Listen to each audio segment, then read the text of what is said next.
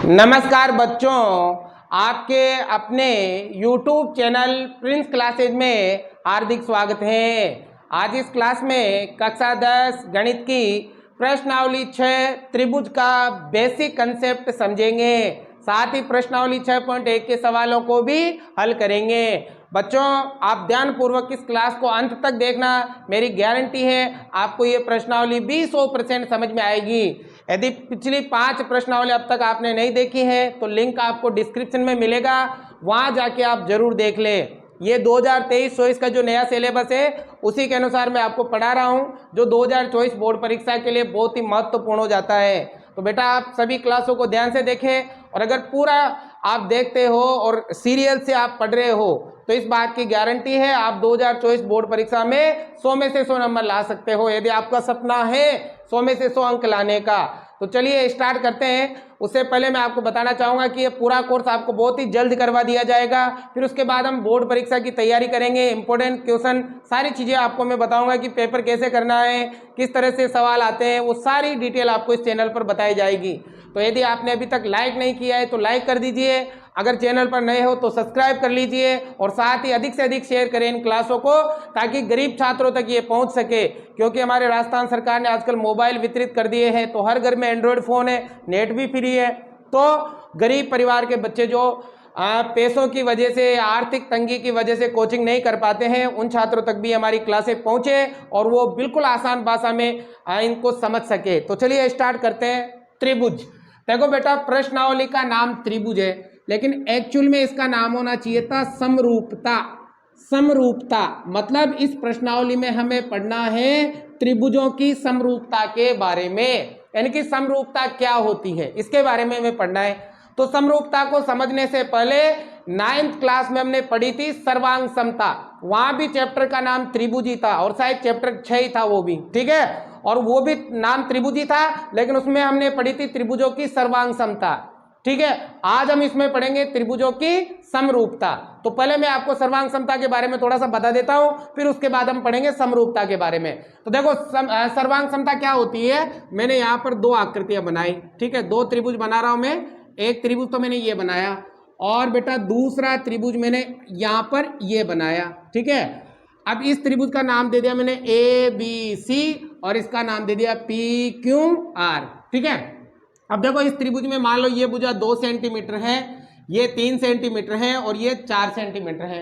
इस त्रिभुज में भी ये भुजा 2 सेंटीमीटर है, ये 3 सेंटीमीटर है, और ये 4 सेंटीमीटर है, ठीक है। इस त्रिभुज का ये वाला कोण 90 डिग्री है, ये वाला कोण 60 डिग्री है, और ये वाला कोण 30 डिग्री है, ठीक है। इस त्रिभुज का भी ये वाला कोण 90 डिग्री है, ये वाला कोण 60 डिग्री है, और ये वाला कोण 30 डिग्री है। तो आप इन दोनों त्रिभुजों को देखिए, ये भुजा 2 सेमी है, तो देखो ये भी 2 सेमी है, ये 3 सेमी है तो ये भी 3 सेमी है, ये 4 सेमी है तो ये भी 4 सेमी है, ये कोण 90 डिग्री है तो ये भी 90 डिग्री है, ये 60 है तो ये भी 60 है, और ये 30 है तो ये भी 30 है।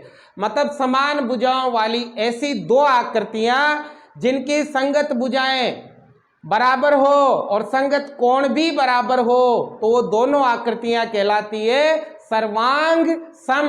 सर्वांग सम का मतलब दोनों हर तरह से बराबर हो, लंबाई में, चौड़ाई में, ऊंचाई में, रंग में, रूप में, हर तरह से बराबर हो, तो वो दोनों आकृतियां क्या कहलाती है, सर्वांग सम आकृतियां कहलाती हैं। और बेटा सर्वांग सम आकृतियों का जो सर्वांग समता का जो चिन्ह है वो ये होता है, 9th क्लास में हमने पढ़ा है, ये चिन्ह किसका है, सर्वांग सम का चिन्ह है ये, ठीक है।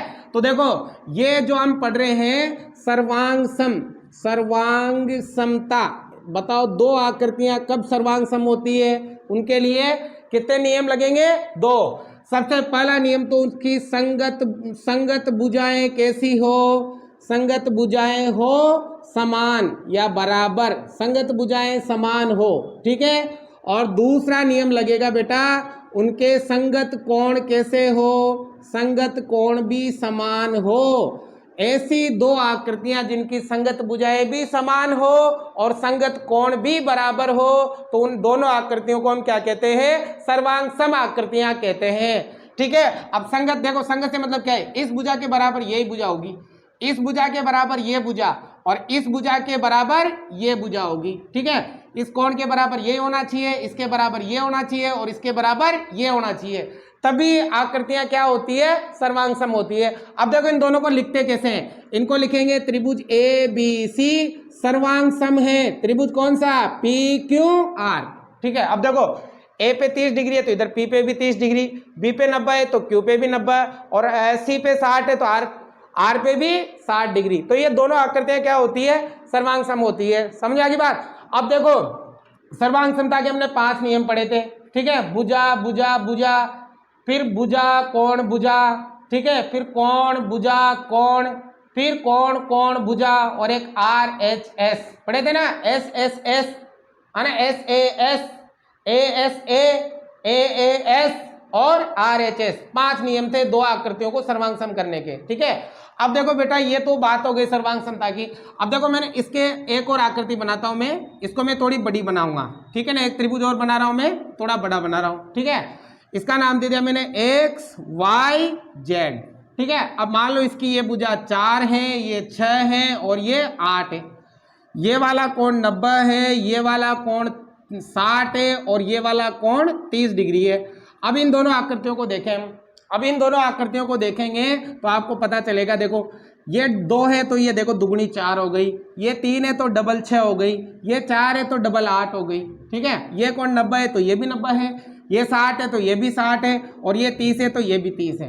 तो ये दोनों आकृतियां हैं आपके समरूप। अब देखो 2 आकृतियां समरूप कब होगी, जब उनके संगत कोण बराबर हो। देखो ये 90 है तो ये भी 90 है, ये 60 है तो ये भी 60, ये 30 है तो ये भी 30 और भुजाएं देखो ये 2 है तो ये 4, ये 4 है तो ये 8 और ये 3 है तो 6, ठीक है। भुजाएं डबल हो रही है, यानी कि संगत कोण बराबर और संगत भुजाएं समानुपाती हो, वो दोनों आकृतियां क्या होती है, समरूप होती हैं। और बेटा समरूप का चिन्ह होता है केवल ये वाला।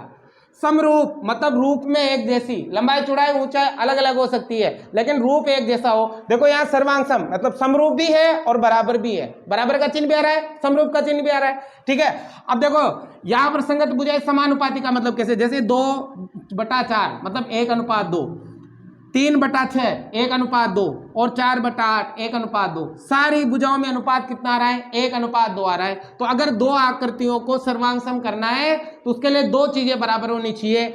2 चीजें बताओ, बराबर नहीं, 2 चीजें क्या होंगी, एक तो संगत कोण क्या हो, संगत कोण हो बराबर या समान के दो, ठीक है। दूसरा संगत भुजाएं कैसी हो, संगत भुजाएं हो आपके समानुपाती, समानुपाती।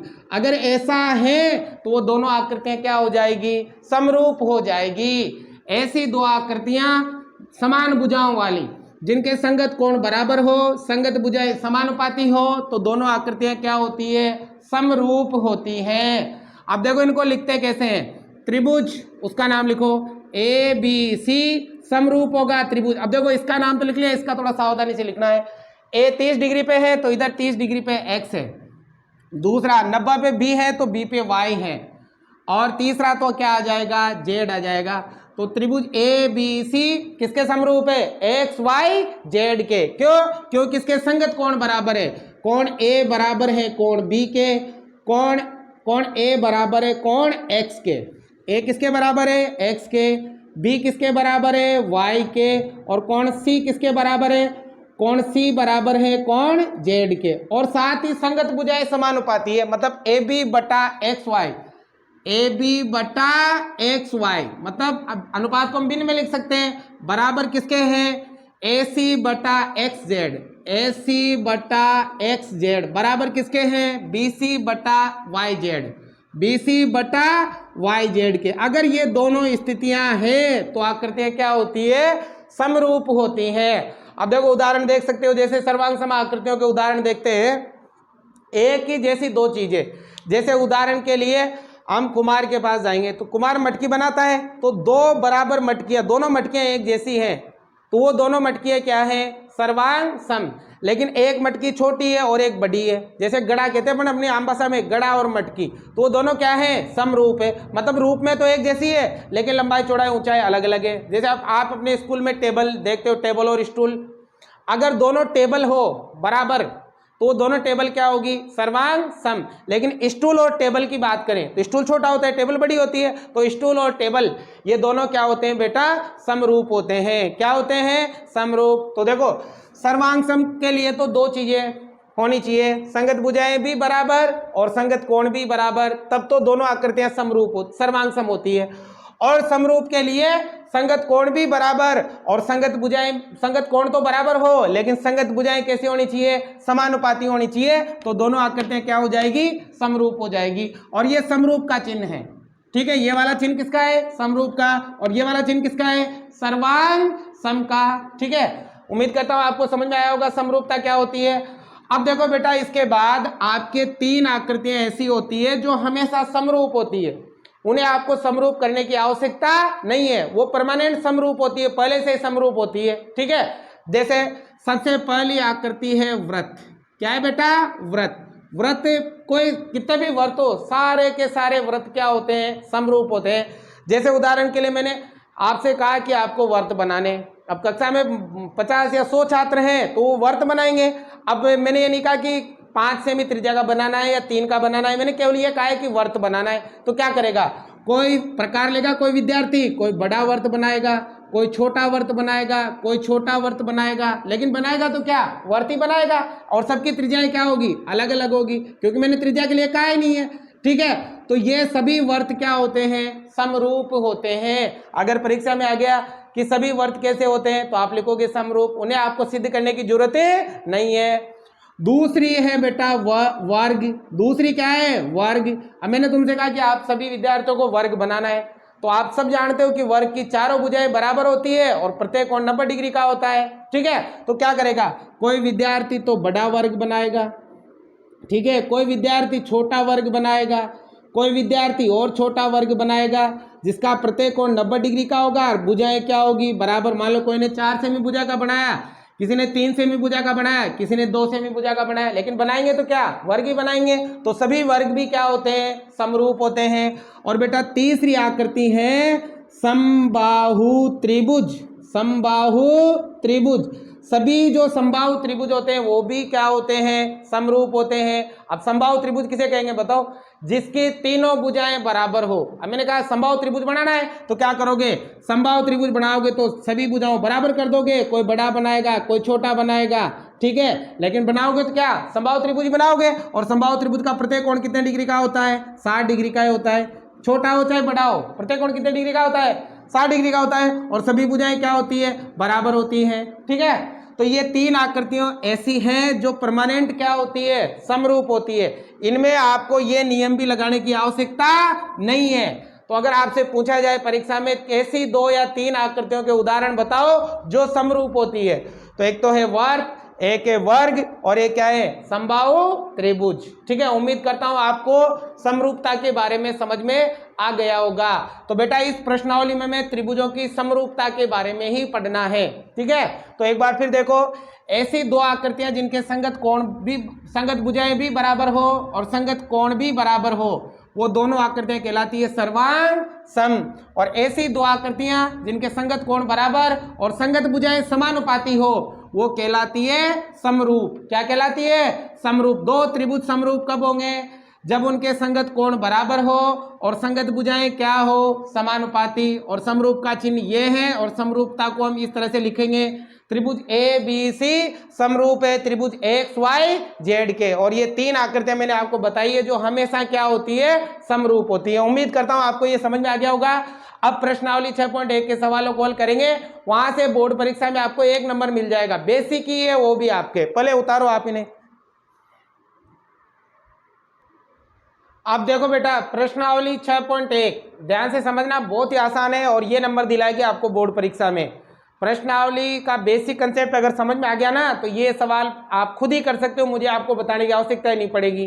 तो चलिए स्टार्ट करते हैं। सवाल नंबर 1, कोष्टक में दिए गए शब्दों में से सही शब्दों का प्रयोग करते हुए रिक्त स्थान भरिए। ये कोष्टक में जो शब्द दे रखे हैं इनका प्रयोग करके यहाँ इन रिक्त स्थानों को भरना है। तो देखो सिंपल ही है। सबसे पहला, सभी वर्त होते हैं, बताओ भी बताया था, सभी वर्त कैसे होते हैं, समरूप। तो यहाँ क्या आएगा, समरूप, ठीक है। आगे देखो सभी वर्ग होते हैं, सभी वर्ग भी कैसे होते हैं, समरूप। तो यहाँ भी क्या आएगा, समरूप। बताया था ना अभी, सभी त्रिभुज समरूप होते हैं। बताओ कौन से त्रिभुज समरूप होते हैं, समबाहु होते हैं ना, बताया था अभी। सभी समबाहु त्रिभुज क्या होते हैं, समरूप होते हैं। अब चौथा देखो, भुजाओं की समान संख्या वाले दो बहुभुज समरूप होते हैं। ठीक है, जब यदि उनके संगत कोण हो तथा उनकी संगत भुजाएं हो। देखो बताओ कब समरूप होते हैं, दो समान संख्याओं वाले बहुभुज या दो समान संख्याओं वाली आकृतियां कब समरूप होती है, उनके संगत कोण तो कैसे हो, बराबर। ठीक है, और संगत भुजाएं कैसी हो, समानुपाती। कैसी हो, समानुपाती। संगत कोण बराबर और संगत भुजाएं समानुपाती हो तो दोनों आकृतियां क्या हो जाती है, समरूप हो जाती है। समझ आ गया भाई। अब देखो सवाल नंबर 2, ध्यान से समझना। निम्नलिखित युग्मकों के दो भिन्न भिन्न उदाहरण दीजिए। आपको ये इनके दो दो उदाहरण देने हैं। ठीक है, समरूप आकृतियां बताओ, समरूप आकृतियों के दो उदाहरण। नंबर 1 वर्ग, नंबर 2 वर्त, 3 दे दो आप तो। नंबर 3 क्या है, समबाहु त्रिभुज, समबाहु त्रिभुज। ठीक है ना, ये बताना है समरूप आकृतियों को उदाहरण देने। वर्ग भी सभी वर्ग समरूप होते हैं, सभी वर्त समरूप होते हैं, सभी समबाहु त्रिभुज भी क्या होते हैं, समरूप होते हैं। ठीक है, आगे देखो ऐसी आकृतियां जो समरूप नहीं है, इसके भी दो उदाहरण देने हैं। ऐसी आकृतियां जो समरूप नहीं है, अब समरूप नहीं है तो एक तो ले लो वर्त और एक तो ले लो आयत। एक तो क्या ले लो, आयत, और इसके साथ में ले लो वर्ग। आयत और वर्ग कभी भी समरूप नहीं होंगे। ठीक है ना, आयत और वर्ग दोनों है ना। एक तो आयत जिसके आमने सामने की भुजाएं बराबर होती है, और एक वर्ग जिसकी चारों भुजाएं बराबर होती है, दोनों क्या समरूप होंगे, नहीं होंगे। ठीक है, दूसरा उदाहरण ले लो, एक तो ले लो वर्त और एक ले लो त्रिभुज। क्या वर्त और त्रिभुज समरूप होंगे, वर्त और त्रिभुज भी समरूप नहीं होंगे। तो कोई से भी दो उदाहरण आप अपनी मर्जी से दे सकते हो। वर्त की जगह आप और ले लो, है ना। एक तो ले लो आप समबाहु त्रिभुज, एक तो ले लो समबाहु त्रिभुज, समबाहु त्रिभुज, और एक ले लो आप समद्विबाहु त्रिभुज, समद्विबाहु त्रिभुज। कोई से भी दो उदाहरण अपनी मर्जी से दे सकते हो जो समरूप नहीं है। ठीक है ना, तो ये हो गया। अब देखो लास्ट सवाल नंबर 3, फिर प्रश्नावली समाप्त। बताइए कि निम्नलिखित चतुर्भुज समरूप है या नहीं। हमें बताना है कि ये दोनों जो चतुर्भुज है वो समरूप है या नहीं। देखो सबसे पहले भुजाएं देखो, ये भुजा 1.5 है तो ये 3 हो गई, 1.5 की डबल 3। ये देखो ये 1.5 है तो ये भी 3, ये 1.5 है तो ये भी 3, ये 1.5 है तो ये भी 3। देखो भुजाएं तो समानुपाती है, भुजाएं तो क्या है, समानुपाती। लेकिन देखो यहाँ कोण 90 है, ये 90 का साइन है, कितने डिग्री का है, 90। ये भी 90, ये भी 90, ये भी 90। क्या यहाँ कोण 90 है, नहीं है।